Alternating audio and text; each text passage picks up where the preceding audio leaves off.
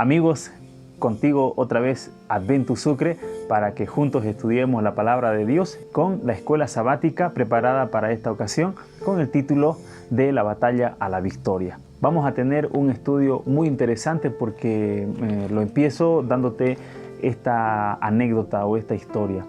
Te encuentras en una galería de fotos y entre todas encuentras una donde se nota la imagen de una persona, un varón de edad media, un adulto joven, con el rostro fruncido. Se ve que tiene una cara de indignación, los labios distorsionados.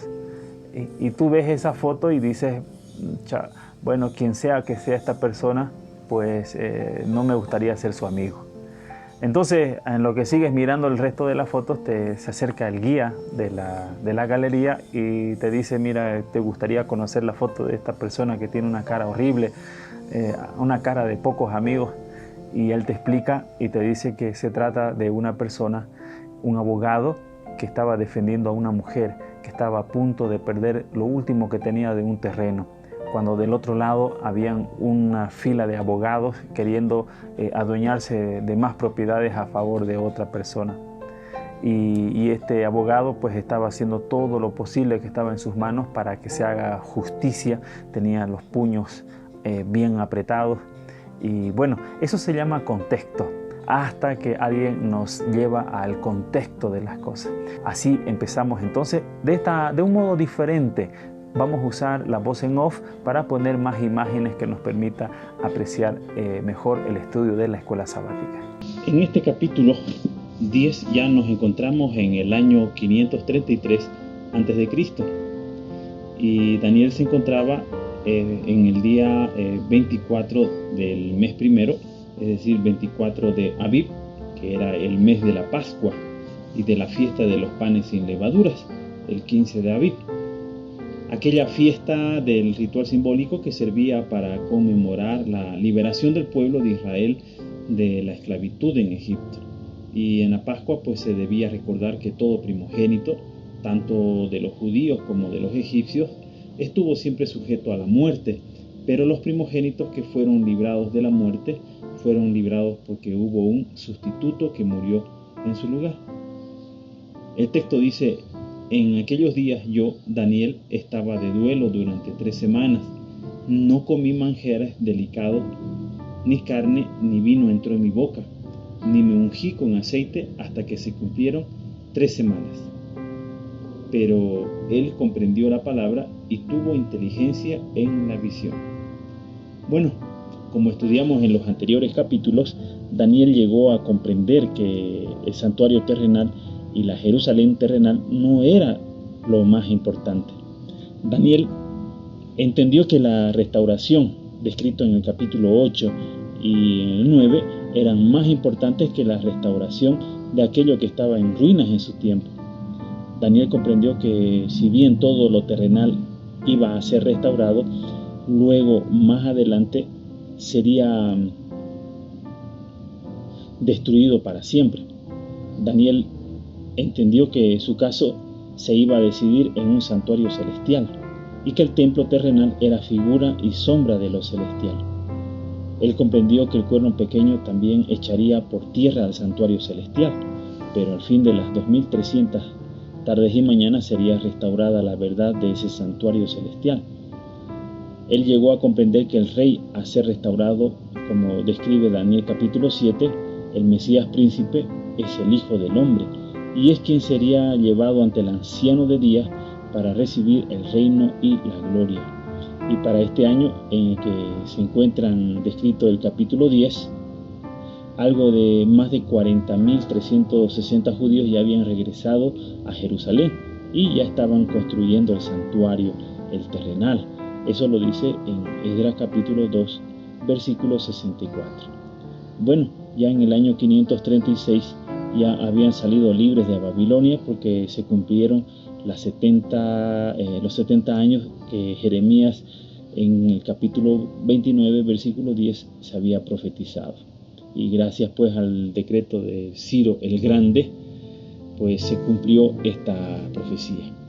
Bueno, sigamos con los versículos 5 y 6 del libro de Daniel, capítulo 10. Dice, su cuerpo, alcé mis ojos y miré y vi un varón vestido de lino, ceñida su cintura con oro de Ufaz. Su cuerpo era como de berilo, su rostro parecía un relámpago y sus ojos como antorcha de fuego. Sus brazos y sus pies como de color de bronce bruñido, y el sonido de sus palabras como el estruendo de mucha multitud. Queridos, este varón que Daniel ve en la visión se presenta con vestiduras de sacerdote al servicio del santuario.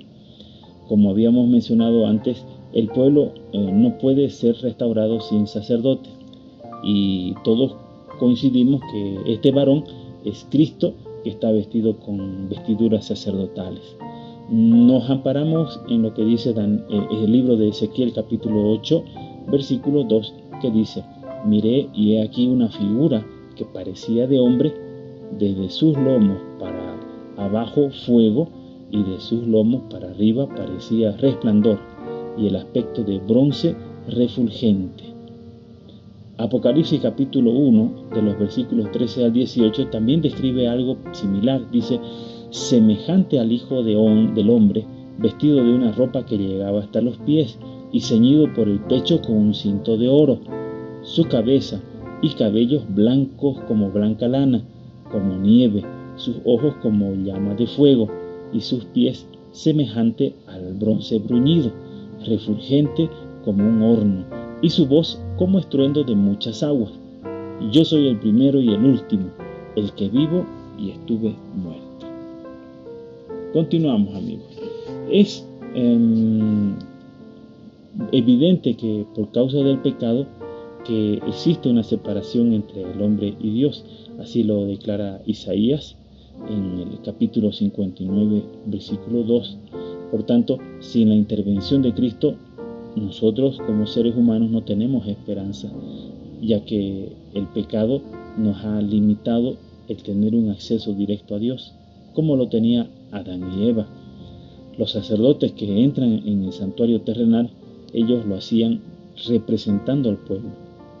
Hebreos capítulo 4, versículo 16 resume diciendo, acerquémonos confiadamente al trono de la gracia. Pero la pregunta es, ¿por medio de quién? Si nos vamos a referir al trono de gracia, algo que está en el cielo, ¿cómo lo hacemos? Hebreos capítulo 7, versículo 25 dice, a los que por él se acercan a Dios. Entonces, solo por Cristo tenemos acceso directo a Dios, puesto que vive para siempre para interceder por ellos. Cristo es nuestro representante como hombre. Si Cristo habla por nosotros ante el Padre, entonces nosotros podemos ser restaurados. Otro texto que puedo mencionar es que dice a continuación, hasta entonces los discípulos no conocían los recursos y el poder ilimitado del Salvador. Él les dijo, hasta ahora nada habéis pedido en mi nombre. Dice eso en Juan capítulo 16, versículo 24. Explicó que el secreto de su éxito consistiría en pedir fuerza y gracia en su nombre, y estaría delante del Padre para pedir por ellos. La oración del humilde suplicante es presentada por él como su propio deseo a formar de aquella alma. Cada oración sincera es oída en el cielo, y tal vez no sea expresada con fluidez, pero sí procede del corazón, ascenderá al santuario donde Jesús lo ministra, y él la presentará al Padre sin balbuceos, hermosa y fragante como el incienso de su propia perfección. Bueno, hay un texto muy conocido que dice Mateo 11, 28, venid a mí todos los que estáis trabajados y cargados. Queridos, nos invita Jesús a cambiar nuestra pobreza por las riquezas de su gracia. No merecemos el amor de Dios, pero Cristo, que es nuestro fiador, es sobremanera, Él es digno y es capaz de salvar a todos los que vienen a Él. No importa cuál haya sido la experiencia de nuestro pasado, si acudimos a Cristo en nuestra condición, así como estemos débiles, tal vez sin fuerza, desesperados, Cristo saldrá a recibirnos mucho antes de que lleguemos y nos va a rodear con sus brazos amantes y con la capa de su propia justicia. Continuando en la lectura del capítulo 10, encontramos el versículo 7 que dice: Solo yo, Daniel, vi aquella visión. No la vieron los hombres que estaban conmigo, sino que se apoderó de ellos un gran temor y huyeron y se escondieron. Quedé pues yo solo ante esta gran visión, pero no quedaron fuerzas en mí, antes bien mis fuerzas se cambiaron en desfallecimiento, pues me abandonaron totalmente. Cuando esto sucedió, Daniel no estaba solito. Habían hombres acompañándole, suponemos, pero ellos no pudieron ver la visión que veía Daniel, ¿verdad? Y bueno, hasta Daniel mismo sintió ganas como de desmayarse. Esto es como una escena de juicio. Nadie puede entrar al juicio por nosotros. Cada quien debe enfrentar su propio juicio ante Dios.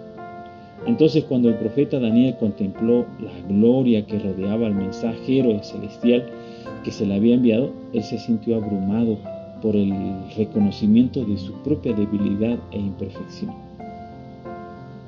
Él mismo lo dice: no quedó en mi fuerza y mi lozanía se me desnudó en palidez de muerte y no retuve fuerza alguna. Qué impresionante. Sigamos con la lectura en Daniel capítulo 10, versículos 9 hasta el 11. ¿Qué dice? Pero oí el sonido de sus palabras, y al oír el sonido de sus palabras caí sobre mi rostro en un profundo sueño, con mi rostro en tierra, y una mano me tocó e hizo que me pusiera sobre mis rodillas y sobre las palmas de mi mano. Me dijo: Daniel, varón muy amado, estás atento a las palabras que he de decirte y ponte en pie, porque a ti he sido enviado ahora. Mientras hablaba esto conmigo, me puse en pie temblando. Daniel cayó casi desmayado, pero el ángel Gabriel le consoló y le levantó. Eso nos recuerda a Zacarías capítulo 3, versículo 3, que dice: Josué estaba delante del ángel vestido de vestiduras viles. Y al juicio, pues entramos con vestiduras viles, que son nuestros pecados. Bueno, en una visión, el profeta contempla a Josué, el gran sacerdote vestido de vestiduras viles, en pie delante del ángel de Jehová, impetrando la misericordia de Dios a favor de su pueblo afligido. Mientras suplica a Dios que cumpla sus promesas, nos referimos a Josué, Satanás se levanta osadamente para resistirle. Señala las transgresiones de los hijos de Israel como razón por la cual no se le podía devolver el favor de Dios. Los reclama como sus presas y exige que sean entregados en sus manos. El sumo sacerdote no puede defenderse a sí mismo ni a su pueblo de las acusaciones de Satanás. No sostiene que Israel esté libre de culpa. En sus andrajos sucios, que simbolizan los pecados que él lleva como su representante, está delante del ángel confesando su culpa, aunque señalando su arrepentimiento y humillación y fiando en la misericordia de un Redentor que perdona el pecado. Con fe se aferra a las promesas de Dios. Bueno, el ángel le hace saber a Daniel que desde el primer día en que él empezó a orar, estamos calculando entre 3 al 4 del mes de Abib, fueron oídas sus oraciones. Y Daniel había estado ayunando durante 3 semanas. Y Dios había ordenado en la ley ceremonial que los israelitas debieran ayunar el 10 del mes séptimo, en el día de la expiación o juicio simbólico. Es decir, que Daniel estaba obrando como si fuera el mes 10 del mes séptimo, como si fuera el día de expiación o día de juicio. Ese espíritu de ayuno y de oración es el que necesita todos para entrar al día del juicio. Así lo dice Joel. Y Daniel se estaba congregando por fe al santuario para obtener el perdón de los pecados. Y es que si entramos al juicio sin perdón, nuestra suerte ya está decidida. Bueno, otro dato importante, amigos, está registrado en el versículo 13. Miren lo que dice: Mas el príncipe del reino de Persia se me opuso durante 21 días, pero Miguel, uno de los principales príncipes vino para ayudarme y quedé allí con los reyes de Persia. ¿Cómo? Mientras Satanás estaba procurando influir en las más altas potestades del reino de Medio y Persia para que mirasen con desagrado al pueblo de Dios, también habían ángeles que obraban a favor de los desterrados. Todo el cielo estaba interesado en la controversia, y por intermedio del profeta Daniel se nos permite vislumbrar algo de esta lucha poderosa entre las fuerzas del bien y del mal. Durante 3 semanas, Gabriel luchó contra las potestades de las tinieblas, procurando contrarrestar las influencias que obraban sobre el ánimo de Ciro, y antes que terminara la contienda, Cristo acudió en auxilio de Gabriel, y este declara: el príncipe del reino de Persia se puso contra mí 21 días, y he aquí, Miguel, uno de los principales príncipes, vino para ayudarme, y yo quedé allí con los reyes de Persia. Todo lo que podía hacer el cielo en favor del pueblo de Dios fue hecho. Se obtuvo finalmente la victoria. Bueno, vamos a entrar a hablar otro versículo interesante, que es el versículo 14, que dice: he venido para hacerte saber lo que ha de sucederle a tu pueblo en los últimos días, porque la visión es para esos días. Bueno, ¿qué significa estas expresiones? Primero, leamos lo que dice Isaías capítulo 6, versículo 1. Dice: en el año que murió el rey Usías, vi yo al Señor sentado sobre un trono alto y sublime, y el borde de sus vestiduras llenaba el templo. El versículo 5 dice: entonces dije, ay de mí, pues soy muerto, porque siendo un hombre de labios impuros y habitando en medio de un pueblo de labios impuros, mis ojos han visto al Rey, a Jehová de los ejércitos. Versículos 6 y 7 de Isaías también dice: entonces voló hacia mí uno de los serafines, trayendo en su mano con unas tenazas un carbón encendido, que fue tomado del altar, y tocando con él sobre mi boca dijo: he aquí que esto ha tocado tus labios, y es quitada tu culpa y limpio de pecado. Al profeta Daniel le ocurrió algo similar a lo que le ocurrió a Isaías, y cuando Cristo tocó los labios de Daniel, esto simbolizaría la expiación de sus pecados.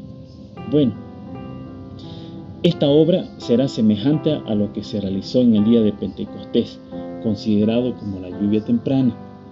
Fue dada en tiempo de la efusión del Espíritu Santo al principio del ministerio evangélico para hacer crecer la preciosa semilla. Así, la lluvia tardía será dada al final de dicho ministerio para hacer madurar la cosecha.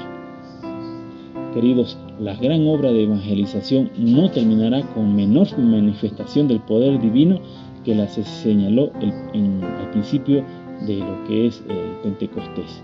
Las profecías que se cumplieron en tiempos de la lluvia temprana, al principio del ministerio evangélico, se va a volver a cumplir con la lluvia tardía, al final de dicho ministerio.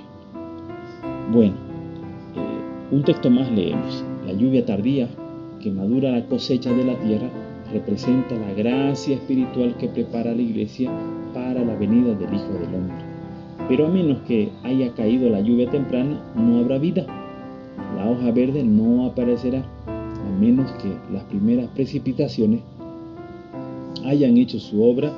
La lluvia tardía no podrá perfeccionar ninguna semilla. También, amigos, sabemos que Satanás está tratando de evitar la reconstrucción del santuario terrenal en Jerusalén, y el ángel Gabriel no estaba pudiendo contrarrestar su influencia, así que hubo necesidad de la intervención de Miguel, una influencia refrenadora del Espíritu Santo. Y si el texto de Gálatas capítulo 3, versículos 28 al 29 dice: y si vosotros sois de Cristo, ciertamente linaje de Abraham sois, y herederos según la promesa.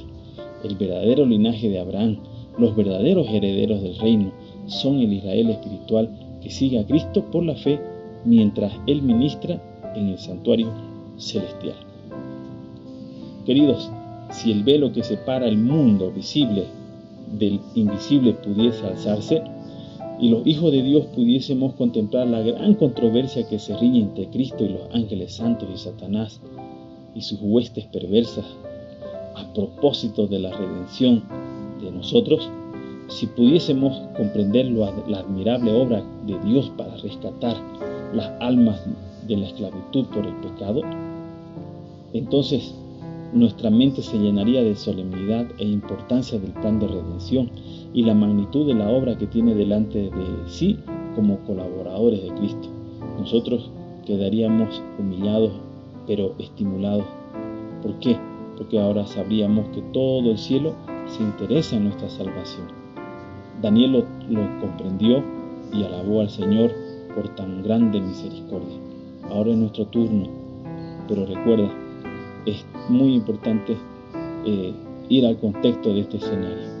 Lo que está ocurriendo no solamente con las profecías de aplicación en su época de Daniel, sino de esta batalla cósmica que se libra en el universo y que según el Apocalipsis va a tener un fin favorable a Dios. Queridos, hemos concluido el estudio de la escuela sabática.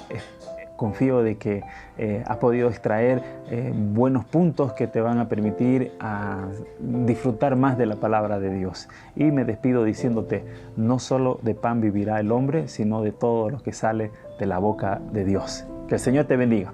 Hasta pronto.